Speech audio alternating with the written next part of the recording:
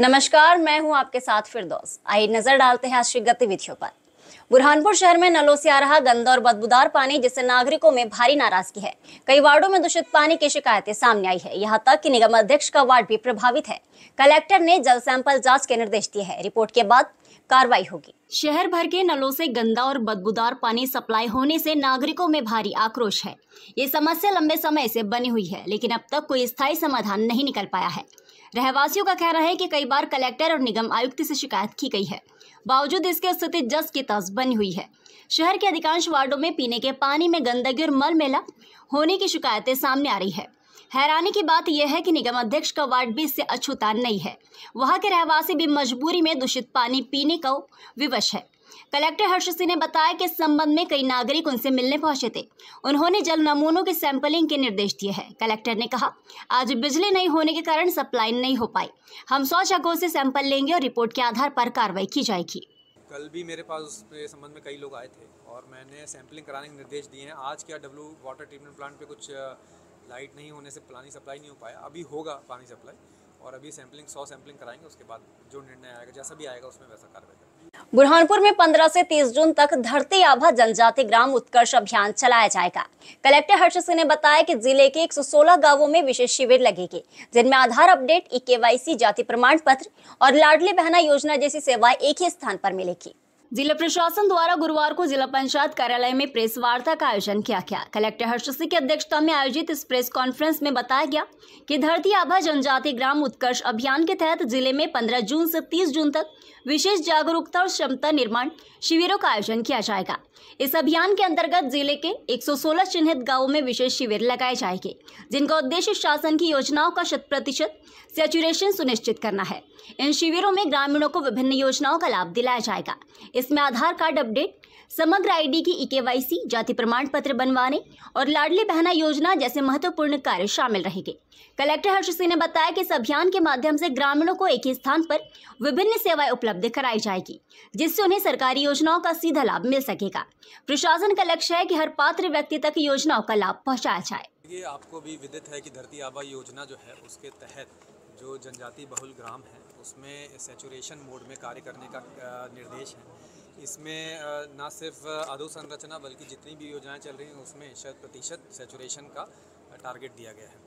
और इसी योजना के अंतर्गत दिनांक 15 तारीख से 30 जून तक विशेष कैंप का आयोजन किया जाना है। इन कैंपों में सभी अधिकारी जाएंगे, क्लस्टर स्तर पे कैंप लगेगा और जैसे योजनाएं, जैसे कि मान लो उनको आधार कार्ड बनाना है, आयुष्मान कार्ड बनाना है, समग्र आईडी बनाना है, ये सब बना के ऑन द स्पॉट उनको दिया जाएगा। प्रयास ये है कि इन सभी योजनाओं में 100% सैचुरेशन हो जाए और साथ में बाकी जो योजना चाहिए उनका भी इन गाँवों में निरीक्षण हो जाए। तो ये कैंप लगातार हैं, उसका शेड्यूल आज जारी कर दिया जाएगा। सभी लोग वहाँ पे जाएंगे। बुरहानपुर के सिवल, बाखड़ी और अन्य क्षेत्रों में जंगलों पर अतिक्रमण की शिकायतों के बाद कलेक्टर हर्ष सिंह ने निरीक्षण किया।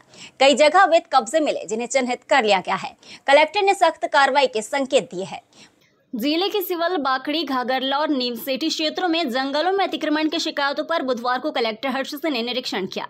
इस दौरान उनके साथ एसपी, डीएफओ, अपर कलेक्टर, एसडीएम सहित जिला प्रशासन की टीम मौजूद रही।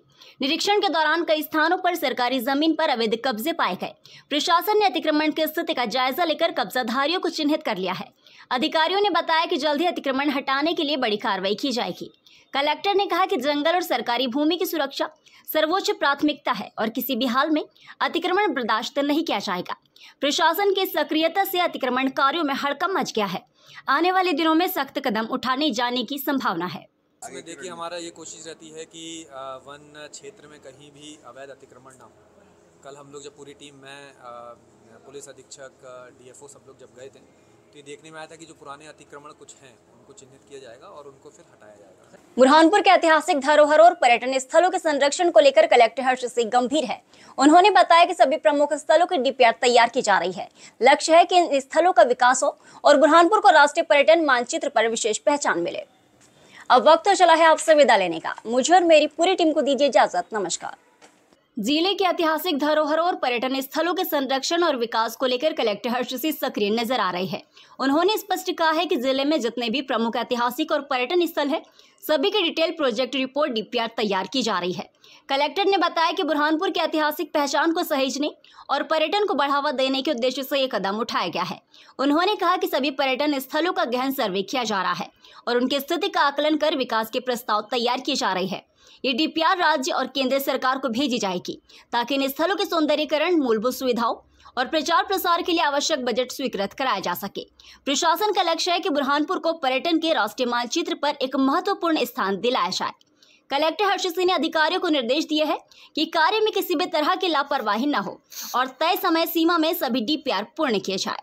पर्यटन के क्षेत्र में देखिए अभी इस स्तर की तैयारी चल रही है कि सभी जितने भी स्थल हैं उनका डॉक्यूमेंटेशन किया जा रहा है और वहाँ जो भी कमी पाई जा रही है पर्यटन को बढ़ावा देने के लिए क्या करना है उसका डॉक्यूमेंटेशन है वो अभी आ जाएगा। उसके बाद जिस हाई लेवल के सब जनप्रतिनिधियों से चर्चा होगी और फिर हम लोग सेंट्रल गवर्नमेंट और स्टेट गवर्नमेंट से बात करेंगे।